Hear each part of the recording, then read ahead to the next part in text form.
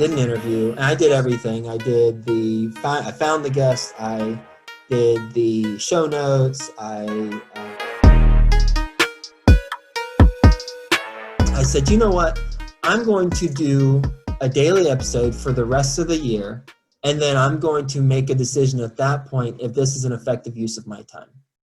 And ideally, what the way to measure that will be is if I can get a sponsor to sponsor in January the podcast. That way I can at least break even monetarily with the podcast. And then I know the relationships that I built, most likely, although I didn't know at the time, most likely will be beneficial.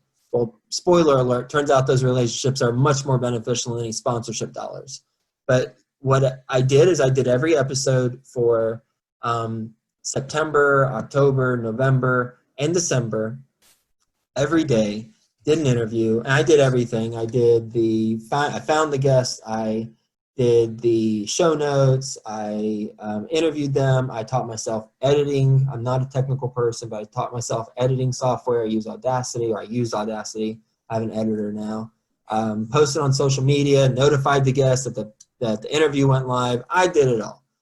And so I did it through that time. And then in December, I interviewed a guest. His name is Lucas Hall. And he, at the time, was at Landlordology, but he had just moved over to cozy.co. And he founded Landlordology.com, and then he moved over to cozy.co. I think cozy.co got bought Landlordology. And I reached out to him about sponsoring the podcast, and he and his company, cozy.co, sponsored.